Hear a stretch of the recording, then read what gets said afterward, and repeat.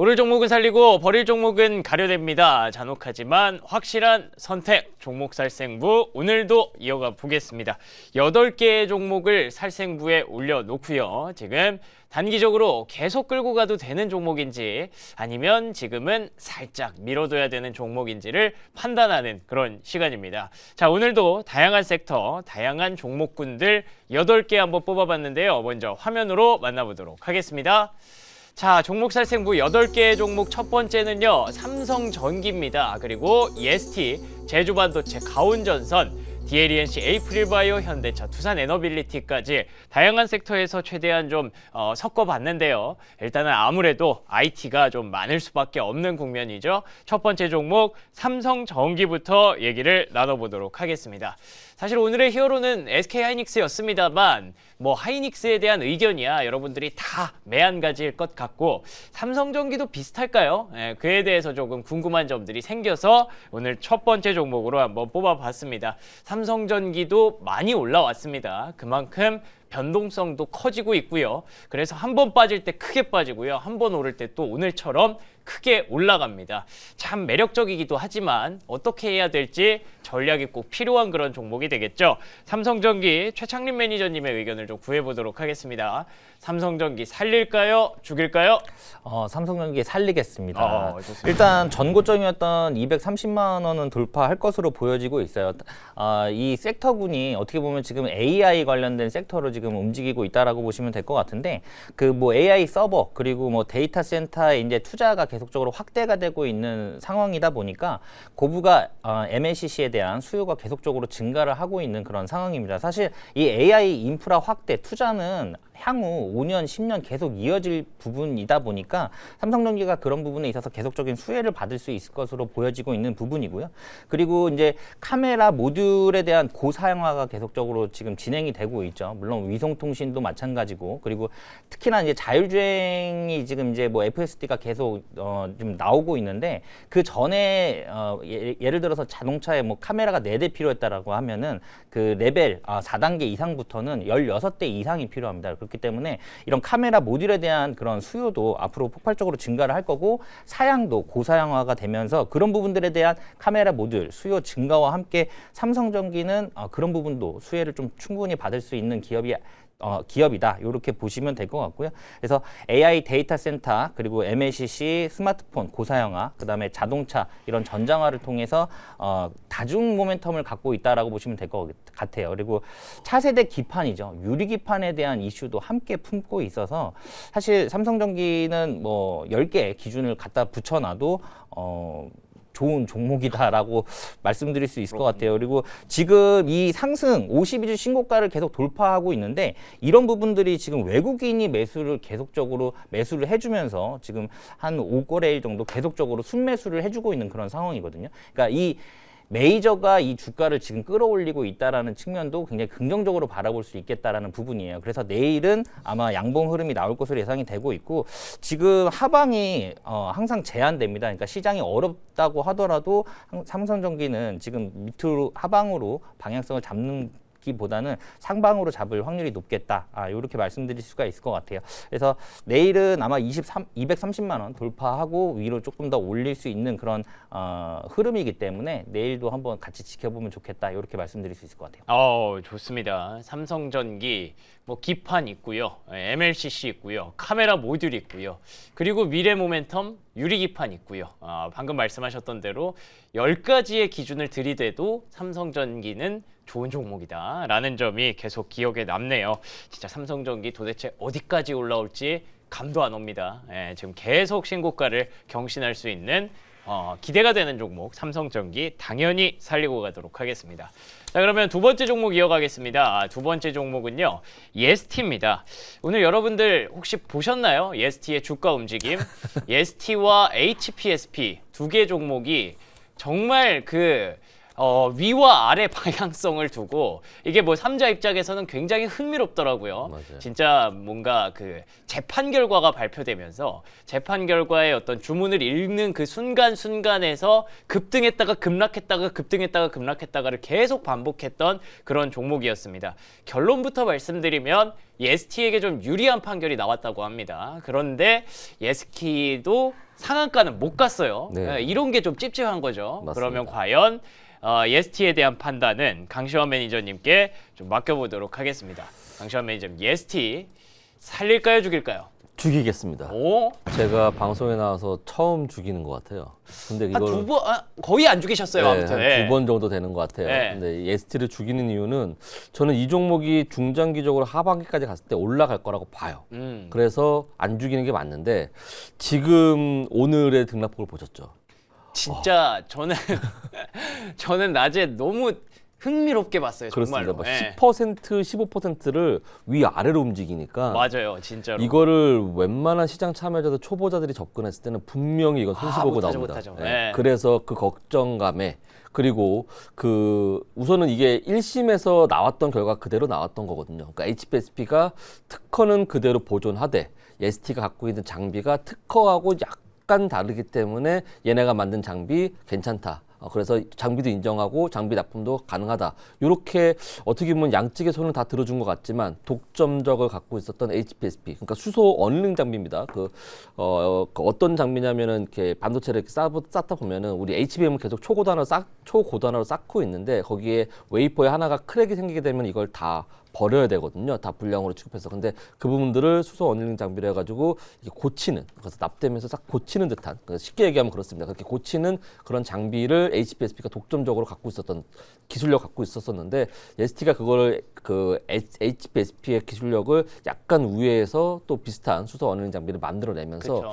이게 이제 HPSP가 그거를 소송을 건 거죠. 그래서 어쨌든 결과는 HPSP의 그 특허는 인정한다. 그렇지만 ST의 장비도 괜찮다. 납품할 수 있다. 미침해라고 하더라고요. 침해하지 미침해. 않았다. 뭐 예. 이렇게 얘기하더라고요. 이렇게 네. 약간 그 처음에 그 그 자세한 내용은 좀 더 읽어보시면 될 것 같고, 그래서 미침해됐다. 그렇기 때문에 ST 장비도 가능하다. 그래서 작년 말에 수주를 받았고 올해 말에 납품을 하게 됐습니다. 그렇다고 한다면 거의 독점적 지위를 갖고 있던 HPSP의 독점적이 얼마나 좀 훼손되는지, ST가 또 얼마큼의 침투력이 생기는지 이 부분을 조금 더 지켜봐야 되는 부분들인데, 자 그러면은 없었던 신성장 동력을 단 ST는 올라가는 게 맞아요. 그렇지만 앞으로 얼마 정도의 점유율을 가져갈 수 있을지, 그리고 지금 주가는 너무 많이 그거에 대한 선반영이 되어 있다라고 좀 그렇군요. 보여집니다. 그리고 오늘처럼 이게 또 설왕설래 할 때마다 움직일 텐데 그 부분에 대해서 시장 참여자 할 때, 그러니까 초보자분들께서는 이거 잘못 잡게 되면은 마이너스 10%가 바로 날 수 있는 그런 구간이라고 저는 네. 보여집니다. 그래서 저는 ST를 단기간에는 좀 죽이는 걸로 생각을 하고, 내일도 당장 올라가면서 윗꼬리 잡아먹을 수도 있어요. 그렇지만 그거를 잘 주식은 타이밍입니다. 어느 순간에 매수를 하고 어느 순간에 매도해야 되는 거. 어쨌든 우상향은 꾸준히 가는데 그거를 이제 계속 보유하고 있는 사람들은 보유하시는데, 저는 조금 더 내려왔을 때, 그래서 지금 차트 보면 설명을 해드리면, 좋습니다. 자 35,000원 정도가 오늘 시가 부근이었고 43,600원까지 올라갔다가 내려왔단 말이죠. 거의 상한가 근처까지 갔다가 상한가를 못 갔어요. 저 윗꼬리도 있지만 저 아랫꼬리도 아랫꼬리도 어마어마하죠. 예, 그렇습니다. 그래서 이게 상한가, 그 정도 소식이면 상한가를 들어가 줘야 되는 게 맞거든요. 그쵸. 근데 가지 못하고 밀렸다라는 점. 그렇기 때문에 이게 다시 한번 그 고점에서 어느 정도 단기적 이벤트에 들어갔던 자금들이 나오고 있다는 거를 생각을 해봤을 때, 저는 36,000원 정도에서 35,000원 정도 부근, 요 정도 부근에서 여러분들이 다시 예스티가 이렇게 내려오면 2분 정도 부근에 접근하시고 쫓아가면 사지 마시고, 어쨌든 중장기적으로 봤을 때 연말에 어느 정도의 그 납품하는 그런 시기가 오고 실적에 찍힐 수 있는 그런 가시성이 보이게 됐을 때, 그때부터가 예스티가 다시 한번 재평가를 받으면서 올라갈 수 있는 자리가 되지 않을까 생각이 들어서 내일 당장은 죽이겠다는 말씀 드리도록 하겠습니다. 좋습니다. 그러니까 예스티라는 기업이 기술력은 확실히 인정을 받았다고 합니다. 그리고 수주도 실제로 받았는데 이게 법정 소송에 걸려 있으니까 납품을 못 하고 있었던 거거든요. 그렇죠. 근데 그 법정 소송이 이제 예스티에게 유리한 쪽으로 나왔기 때문에 그 납품이 정상적으로 이어지겠죠. 그러면 예스티는 돈을 벌겠죠. 그렇지만 그런 것들에 대해서 어느 정도 선반영이 충분히 되어 있다라는 점에서 주식을 또 좋은 주식이라고 막 비싸게 사는 건 별로 좋지 않잖아요. 그렇습니다. 그렇습니다. 그래서 좀 싸게 사자는 측면에서 강시환 매니저님께서 단기적으로는 조금 멀리하자라는 얘기로 죽였습니다. ST를. 자, 그러면 세 번째 종목 이어가겠습니다. 세 번째 종목 역시 반도체인데요. 제주 반도체 한번 보겠습니다. 뭐 여러분 잘 아시는 저전력, LPDDR 수혜주라고 얘기를 하는 그런 종목인데 제주 반도체 오늘도 뭐 시세 나쁘지 않았습니다. 오늘 같은 장에 이 정도면 훌륭하게 선방한 거죠. 최근에 다시 바닥권에서 쭉쭉 올라오는 그런 흐름들이 나타나고 있는데요. 과연 성화준 매니저는 제주 반도체 어떻게 판단하고 있을지 의견을 한번 구해보도록 하죠. 성화준 매니저님, 제주 반도체 살릴까요, 죽일까요? 제주 반도체는 죽이고 가도록 하겠습니다. 아유. 네, 아무래도 좀 지금 시점에서 이렇게 다시 반등을 주는 타이밍에 숨 고를 수 있다, 죽이고 간다라는 이야기가 좀 약간의 좀 머릿속에 좀 물음표를 그러게요. 띄우실 수도 있을 것 같은데 네. 사실 이유는 단순해요. 그러니까 지금 시장에서 기대하고 있는 재료들 모두가 알고 계실 겁니다. 실적에 대한 기대감도 있고 뭐 LPDDR4 그 이후에 뭐 4X 그 이후에 5까지 심지어 SK 하이닉스와에 대한 연결고리까지 형성되면서 지금 시점에서는 뭐 당연히 뺄 자리가 없는 종목이라는 게 분명한 상황인 건 맞습니다. 근데 제가 제주 반도체를 지금 이 시점에서 쉬어갈 수밖에 없다라고 말씀드리고 싶은 건 시장의 수급 때문이에요. 그러니까 전반적으로 오늘 같은 경우에도 특정 종목에 자금이 쏠렸고 밸류체인 기업들의 움직임들이 상당히 빠르게 반응을 했습니다. SK 하이닉스 움직이니까 관련된 기업들 연결고리 있는 친구들이 반응을 했고요. 삼성전자 움직이기 시작하니까 또 연결고리 있는 기업들의 반응이 빠르게 나왔습니다. 그럼 여기서 제가 하나 궁금한 건 제주 반도체가 가지고 있는 시장의 재료가 이미 주가에 선반영된 건 아닐까라는 의문도 한번 시장에 던질 필요가 있습니다. 그렇기 때문에 제가 보는 관점에선 여전히 재료가 좋은 건 맞으나 단기적으로 현 시점에서는 최근에 나름대로 단기 반등이 빠르게 나왔던 부분에 있어서는 직전 고점에 물려있던 시장 참여자들의 차익 매물이 나온다. 그럼 내일 하루 정도는 약간의 좀 약보합권 흐름에 좀 쉬어가는 움직임들이 나오지 않을까라는 생각이 일부 있다 이겁니다. 그렇기 때문에 지금 뭐 장기적으로 놓고 본다라 그랬을 때는 뭐 당연히 뭐 LPDDR5에 대한 양산 기대감 또 이게 목표가 또 2023년으로 날짜까지 또 몇 년도인지까지가 또 지정이 돼 있다 보니까 충분히 장기적인 호흡으로는 좋은 흐름들이 충분히 더 나올 수 있겠습니다만 현 시점에서는 이미 그에 대한 기대감이 일부 반영이 되었기 때문에 오늘은 좀 쉬어가야 되는 흐름도 일부 필요하다 좀 말씀드리도록 하겠고요. 차트 한번 보면서 좀 말씀을 좀 드리도록 할게요. 네. 자, 어쨌든 그렇지만 사실 뭐 오늘 코스닥 시장의 웬만한 종목들이 다 일제히 쉬어가는 상황 속에서도 그래도 제주 반도체는 일부 선방을 좀 했어요. 그렇죠. 근데 제가 말씀드리는 구간은 여기입니다, 여기. 그러니까 제주 반도체가 하루가 멀다 하고 거래량 동반 급등했던 흐름 속에서는 일단은 직전 고점에 대한 매물을 소화하는 과정이 일부 있을 수밖에 없지 않을까라는 물음표를 띄우는 거고, 그리고 시장의 특성상 시장의 상승 종목이 양시장 합쳐서 300여 개밖에 안 되는 이렇게 극한의 시장에서는요, 다음 거래일에는 오르지 못했던 종목들의 수급이 일부 확산되거나 쏠리는 경우가 생겨요. 그러면 전날에 올랐던 종목들이 대표적인 대형주 아니고서는 약간 쉬어가는 패턴도 다시 한번 체크해 볼 필요가 있다 이겁니다. 그래서 최근 거래일에 나름대로 뭐 10%대 상승, 오늘도 종가로 5.5%대 상승 흐름이 나왔으니 저는 여기서 뭐 갑자기 뭐 장대 한봉을 만들면서 밀린다가 아니고 어느 정도 조정이 좀 일부 나오고 또 하나 기간 조정이 나오면서 새로운 재료가 묻으면 또 갈 수 있으니까요. 차라리 그런 흐름들을 지켜보셔라 좀 이렇게 말씀드리도록 하겠습니다. 그렇군요. 제주 반도체 죽었습니다. 최근에 반등 랠리가 나오고는 있습니다만 앞에 매물대 확실히 좀 눈에 띄네요. 딱 거기에 갇혀 있을 수 있거든요. 그렇기 때문에 당장 내일 그리고 단기적으로는 거기서 횡보하는 흐름이 나올 수도 있다라는 점에서 제주 반도체도 단기적으로는 조금 나중에 보자라는 측면으로 얘기를 해주셨습니다. 삼성전기는 예상했는데 살 거 예상했는데 ST 제주 반도체가 죽을 줄은 몰랐어요. 안 그래도 최근에 시세 좋은 소부장들이었는데 벌써 3개 중에 2개가 죽었습니다. 오늘 막 칼바람이 불고 있네요. 그러면 가온전선은 어떨까요? 가온전선 역시 최근 들어서 급반등이 계속 나오고 있는 종목이거든요. 물론 가온전선 최근에 전선 관련주들이 많이 빠졌는데 거기서 반등하는 탄력을 주기도 하고 그리고 또 최근에 증자 이슈가 있었습니다. 무상증자 이슈가 나오면서 가온전선이 거기서부터 탄력을 좀 강하게 받고 있는 그림이거든요. 그러면 이 종목도 이제 바닥에서 올라오니까 혹시 또 죽으려나? 그런 생각이 드는데 이가람 매니저님께 질문 한번 드려보도록 하겠습니다. 가온전선 살릴까요, 죽일까요? 전 살리겠습니다. 왜냐면 이제 오늘 같은 아침에 보시면 아시겠지만 전력기기들의 강세가 상당히 좋았었거든요. 맞아요. 전력기가 막 치고 올라가는 듯 했다가 결국 또 삼성전자랑 하이닉스 올라가기 시작하니까 또 그 종목도 올라가다 말았는데 결국 이제 반도체가 올라가게 되면요. 그 이슈 자체가 데이터 센터 때문에 올라가는 게 맞기 때문에 그럼 결국 반도체가 올라가고 그다음 순환매가 들어오게 되면 보통 전력기가 많이 올라갔던 경험도 있어요. 더구나 이 가온전선 같은 경우는 전력기뿐만 아니고 이 전선, 결국 미국 내에는 케이블 사업인 건데 한국의 기업들 같은 경우는 한국에 만들어서 미국에다가 납품하다 보니까 관세까지 묻습니다. 하지만 가온전선은 미국의 법인이 있는데 그 미국 법인에서 발생되고 있는 수주가 굉장히 커지고 있고 올해만 지금 미국에서 받은 데이터 센터양 수주가 5조 원대가 된다라고 합니다. 상반기에만. 근데 지금 상반기에만 5조면 하반기에 더 붙게 될 거고요. 이 수주의 5조 원이라는 얘기는 결국 이게 다 매출을 찍힐 건데 이 종목의 시가총액이 아직 5조가 안 됩니다. 그렇다는 얘기는 주가가 많이 올라갔다라고 하지만 여전히 더 올라갈 수 있지 않을까라고 보여질 수가 있겠고 차트 잠깐 보게 되면요. 네. 쭉 내려가다가 사실 올해 굉장히 많이 올라간 종목입니다. 굉장히 많이 올라갔다가 이 아래자리에서 올랐던 시기가 말씀하셨던 것처럼 무상증자가 나오면서 올라왔는데 결국 주가 방어를 성공했다라는 점이 좀 특징적이에요. 그래서 주가 방어를 성공했고 그 상태에서 수주가 5조가 쌓였는데 시가총액이 아직 5조가 안 된다?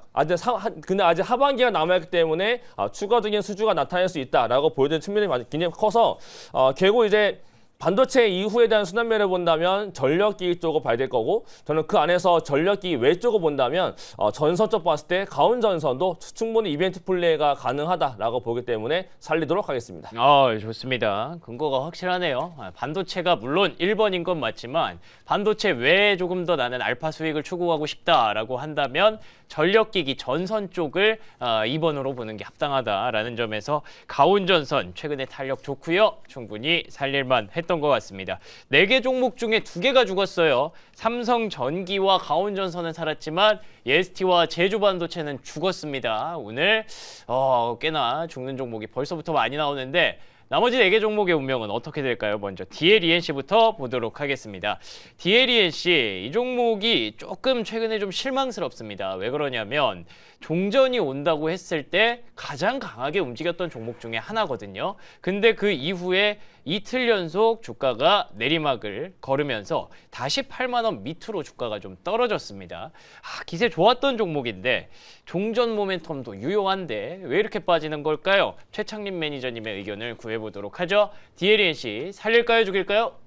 죽이겠습니다. 오. 이게 사실 종전 모멘텀으로 최근에 조금 급등이 나왔는데 맞아요. 근데 동사 같은 경우는 사실 국내 주택 사업 비중이 굉장히 높아요. 그렇기 때문에 우리나라 부동산 경기 이런 부분에 대한 그런 부분들이 더 주가에 영향을 많이 미치고 있다라고 보시면 될 것 같아요. 근데 지금 약간 우리나라 이제 부동산 경기가 좀 침체가 되다 보니까 그런 부분에 있어서 이제 실적 부담이 계속적으로 작용이 되고 있다라는 부분이고 DLENC가 이제 제가 여기서부터 뭐 9만 원을 돌파해서 다시 그전 고점이었던 10만 원까지 갈 수 있느냐 이런 부분을 봤을 때는 당분간은 조금 어려울 것 같아요. 그래서 기회비용 차원에서도 이거는 죽이고 가는 게 맞겠다라고 말씀드리는 부분이고 이미 중동 그 종전에 대한 그 이슈에 대한 부분은 이미 선반영이 끝났다라고 보시면 될 것 같아요. 그래서 이미 뭐 사실상 지금 종전이기 때문에 그런 부분들 그리고 지금 원자재 가격이 계속적으로 상승하고 있는 부분과 그리고 인건비가 계속적으로 상승을 하다 보니까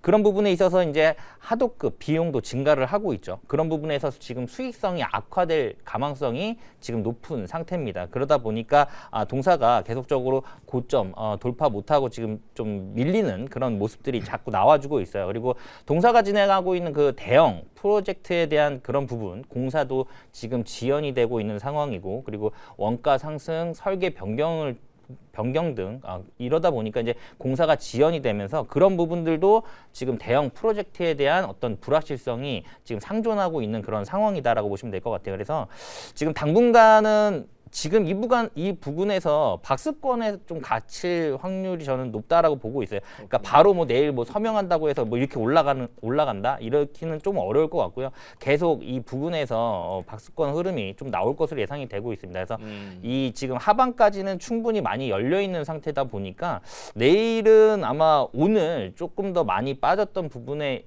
종목들 위주로 좀 수급이 좀 돌 것으로 예상이 되고 있고 건설 쪽보다는 지금 뭐 반도체 소부장이라든가 이런 쪽으로 수급이 다시 한번 돌지 않을까, 전력이라든가 이런 부분으로 돌 확률이 높기 때문에 건설 쪽을 조금 시간을 두고 나중에 차후에 보시는 게 맞지 않겠나라는 측면에서 주기도록 하겠습니다. 네. 좋습니다. 사실 서명은 오늘 이미 했어요. 오늘 했는데도 불구하고 주가가 빠졌다는 건 조금 의미가 좀 있는 거죠. 그렇기 때문에 지금 상황에서는 DLENC 종전과 관련된 모멘텀들이 이미 어느 정도 반영이 됐다라는 측면으로 보고 계시네요. 박스권에 갇힐 가능성으로 인해서 DLENC도 죽이도록 하겠습니다. 오랜만에 5개 중에 절반 이상이 벌써 죽었어요. 나머지 3개 에이프릴 바이오 한번 운명을 가늠해 보도록 하겠습니다. 에이프릴 바이오는 뭐 설명 필요 없죠? ABL 바이오, 에이프릴 바이오 뭐 이런 바이오 대표 종목들 중에 하나고요. 오늘은 이제 그 FOMC 이슈 때문인 것 같아요. 금리에 대한 인상 우려가 좀 더 확산이 되면서 확실한 쪽으로 좀 쏠렸던 거죠. 기대감을 갖고 있는 바이오는 빠졌고요. 근데 그렇다고 보기에도 좀 많이 무겁게 빠지긴 했습니다. 에이프릴 바이오에 대한 생각을 한번 강시환 매니저와 함께 정리해 보도록 하겠습니다. 에이프릴 바이오 살릴까요, 죽일까요? 네, 우선은 살리겠습니다. 오. 에이프릴 바이오 같은 경우는 좀 오늘 뭐 과도하게 좀 빠진 경향이 있다라고 좀 보여지겠고, 제가 에이프릴 바이오를 살리는 이유 중에 가장 큰 이유는 동사가 갖고 있는 기술력입니다. 에버뮌에 대해서 우선은 에버뮌에서 이제 우선은 돈을 받았던 마일스톤을 받았던 부분들과 그다음에 룬드백에 우선 기술 이전했던 부분들, 이런 것들의 APB-A1 그다음에 APB-R3 이런 부분들의 기술력이 파이프라인에 아주 탄탄하게 살아있는 부분들이고, 추가적인 마일스톤을 수령할 수 있는 그러한 내용들을 갖고 있는 아주 좋은 회사라는 점, 그런 점을 좀 주목해 보시면 될 것 같고, 이제 6월 22일입니다. 다음 주 월요일 날 바이오 USA에서 그 에이프릴 바이오가 그 리맵의 그 개념 증명 전임상 데이터를 공개하게 돼 있습니다. 그래서 그 부분들에 대한 수혜를 받을 수 있을 것이라 좀 보여지고, 그런 부분들의 이 에이프릴 바이오의 종목의 개별적인 그 뭐랄까 그 성장성과 그다음에 이벤트 등을 일정을 짚어드렸고, 지금 또 하나를 말씀드리려고 이제 시장의 흐름인 건데, FOMC가 이제 끝나면서 이제 금리를 결정을 하면서 동결로 결정하면서 불확실성이 해소됐다. 그래서 그런 부분들을 이제 물론 금리 인상에 대한 뭐 포워드 가이던스에 대한 부분들 불확실성이 좀 남아있긴 하지만 어쨌든 뭐랄까 앞에 있는 시험을 다 치렀기 때문에 불확실성 해소에 대한 기대감들, 그런 걸로 인해서 미증시가 지금 XBI라고 하는 미국의 바이오 ETF 그 추세가 지금 하단 추세에서 어저께 좀 급등이 나오면서 그 추세를 전환하려고 지금 돌파해 놓은 상황입니다. 그래서 오늘 저녁에 미증시를 봐야겠지만 추가적인 상승이 나오지 않을까 하는 기대감을 갖고 있는 상황이고, 그런 것들로 했을 때 우선 바이오 USA와 그다음에 7월 1일에 뭐 유럽 종영학회 에스모라든지 이런 것들이 좀 남아 있는 바이오의 일정들을 보고, 그다음에 아까 전에 그 이가람 매니저께서 말했지만 그 7월 달에 코스닥에 대한 그런 승강제 그런 부분들로 인해서 시가총액 상위행 종목들이 수급받을 수 있다, 패시브 자금 들어올 수 있다는 기대감이 있기 때문에 에이프릴 바이오는 더 이상 밀리지 않겠다는 생각이 들어서 저 살리도록 하겠습니다. 차트 보면서 설명을 해드릴게요. 네. 최근에 보게 되면은 이 부분들 지금 42,000원에서 43,000원 부분은 무지하게 버티고 있습니다. 지금 동 종목을 주봉으로 한번 보면서 설명을 해드리면 바닥에서 올라왔을 때 한 2만 원 부분부터 7만 원, 7만 6천 원까지 100으로 봤을 때 지금 4만 7천원에서 4만 5천 원 정도 사이, 이 부분들이 거의 50% 정도 하락한 부분입니다. 그래서 여기서는 되돌림 구간이 기술적으로 나와야 되는 부분들인데 수급의 이슈로 인해서 지금 조금 버티기 하다가 좀 밀린 상황입니다. 그래서 그렇지만 코스닥에 올라갈 수 있는 상승세라든지 그리고 동 종목이 갖고 있는 기술력 그리고 일정들을 봤을 때 여기서 버틴다고 한다면 다시 47,000원 위로 올라서면서 다시 턴어라운드 할 수 있는 자리가 기술적으로 잡혀 있다라고 말씀드릴 수 있습니다. 그래서 동 종목은 지금에서 더 빠지지 않겠다는 그런 생각에 살리도록 하겠습니다. 좋습니다. 에이프릴 바이오 진짜 모멘텀도 많고 좋은 종목인데 지금은 그 강점이 많이 퇴색됐죠. 시장의 분위기가 워낙에 한쪽으로 쏠려 있으니까요. 근데 그 분위기 조금 전환되면 충분히 수익 낼 수 있는 종목이라는 점에서 더 빠질 데가 없다 라는 이유로 에이프릴 바이오 살리도록 하겠습니다. 자, 7번째 종목 하겠습니다. 7번째 종목은 현대차입니다. 현대차는 뭐 특별히 설명드릴 것도 없고요. 그냥 최근에 현대차 갖고 계신 분들의 그 뭔가 아쉬움이 굉장히 많이 들리더라고요. 너무 답답하다. 이런 얘기들이 계속 나오고 있기 때문에 이에 대해서 우리 성하준 매니저가 좀 얘기를 좀 풀어주시면 좋을 것 같습니다. 성하준 매니저님, 네. 현대차 일단 살릴까요, 죽일까요? 일단 현대차는 살리고 가는 게 맞습니다. 그쵸? 네. 왜냐면 지금 시점에서는 저는 충분히 좀 지지 라인을 좀 형성해 주면서 추세 이탈하지 않고 버텨주지 않을까라는 생각이 일부 있고요. 네. 아무래도 지금 최근 3거래일 동안의 주가의 흐름 자체가 좀 차트 보면서 좀 바로 말씀드릴게요. 예. 아무래도 이제 차준 오랜만에 듣네요. 예. 현대차를 보게 되면 아무래도 이제 최근 3거래일 동안에 다른 종목들 다 흐름 좋게끔 만들어내는데 현대차가 그 흐름 이어가지 못하니까 시장 참여자들이 아니 현대차 젠스당 CEO 돌아가니까 시장에서 바로 찬밥 신세네 이런 이야기들이 나오는데 맞아요. 현대자동차가 갖고 있는 펀더멘탈은 훼손된 게 단 하나도 없습니다. 그렇기 때문에 저는 그 흐름을 여러분들이 지켜보시면서 추가적인 재료가 어디서 나오는지 일정상의 이벤트는 뭐가 있는지 확인해 보시면 좋을 것 같은데 사실 뭐 이거는 이제 입에 닳도록 말씀드렸지만 현대자동차는 이제는 자동차 회사가 아니고 AI 로봇 회사라고 보시는 게 맞아요. 근데 아시겠지만 조만간 다가오는 6월 22일부터 26일이었나요? 미국 시카고에서 열리는 오토메이트 2016이라는 이벤트가 또 하나 있어요. 그 이벤트가 바로 뭐냐면 뭐 자동화 설비라든가 로봇 시장이라든가 이런 부분에 있어서에 대한 이 전시회를 하는 부분인데 거기에 우리나라 삼성, LG, 현대차 다 들어갑니다. 네, 그렇기 때문에 이번에 젠상 CEO가 와서 피지컬 AI 시장을 한번 일깨워줄 흐름들이 오토메이트 2016에서 새로운 재료들, 거기서 실제로 주요 기업들하고 협업관계와 파트너십과 이런 부분들이 실제 논의되는 곳이거든요. 그렇기 때문에 그 흐름들을 고려해본다라 그러면 저는 최근에 잠들어 있는 로봇주들에 대한 탄력 다시 한번 또 현대차가 먼저 끌어내지 않을까 하는 기대감이 있고요. 역시나 이제 현대차 이야기하면 많은 분들이 연결고리로 현대모비스는요, 현대오토에버는요 이런 생각 하시고 계실 텐데 현대차가 반응하면 이제는 무조건 연결고리 현대오토에버, 현대모비스 따라붙을 수밖에 없어요. 그리고 본격적으로 현대차 정의선 회장이 대놓고 이야기한 부분이 뭐였습니까? 2026년 하반기부터는 생산 라인에 실제 로봇이 투입됩니다. 그리고 지금 뭐 우리가 기대했던 부분들이 뭐 월드컵에서 아틀라스가 시축 한번 해주면 되는 거 아니냐 뭐 이런 얘기가 나왔었는데 맞아요. 실현 가능성 없는 얘기긴 하지만 그래도 충분히 모멘텀은 있었다라는 점. 그래서 그만큼 아틀라스에 대한 기대감이 실려 있는 만큼 저는 다시 한번 현대차가 로봇 시장에 대한 대표 주자로서 신고가 영역에 다시 한번 힘을 써줄 가능성이 매우 높지 않을까라는 생각이 있기 때문에 최근에 나름대로 3거래일 정도 조정을 받아왔지만 직전의 저점까지 깨면서 추세가 이탈될 만한 상황은 아니다. 그래서 현대차에 대한 대형주의 모멘텀 수급도 한번 기대해 본다라 그러면 저는 내일 정도에는 다시 한번 반등의 흐름들이 좀 일부 나와주지 않을까라고 생각을 하고 있기 때문에 현대차는 살리고 가도록 하겠습니다. 아, 좋습니다. 뭐 현대차 설명이 충분히 된 것 같습니다. 로봇주 전혀 펀더멘털에 문제 없다라는 점에서 살리는 데는 뭐 이유가 충분했던 것 같네요. 자, 그리고 마지막 종목 역시나 대형주인데 답답한 종목 하나 더 골라봤습니다. 두산 에너빌리티. 이 종목 또한 가능성 있는 종목이고 AI에 필요한 종목이고 앞으로 대한민국이 나아가는 데 있어서 반드시 역할을 해줘야 되는 그런 기업인데 이 종목도 왜 이렇게 답답할까요? 이 종목도 슬슬 많은 얘기들이 좀 들리기 시작했습니다. 과연 두산 에너빌리티에 대한 우리 이가람 매니저님의 관점 어떻게 보시는지 궁금하네요. 두산 에너빌리티 살릴까요, 죽일까요? 이 종목은 살리도록 하겠습니다. 아, 다행입니다. 이 종목이 빠진 이유는 뻔합니다. 왜냐하면 이 종목은 삼성전자가 아니고요. 하이닉스가 아니기 때문에 빠진다라고 보시면 될 것 같아요. 사실 네. 그거 말고 사실 뭐 빠져야 될 이유가 없다라고 보면 될 것 같은데 예. 요건 바로 그냥 차트 보면서 바로 좀 설명을 들어보면 더 좋을 것 같습니다. 좋습니다.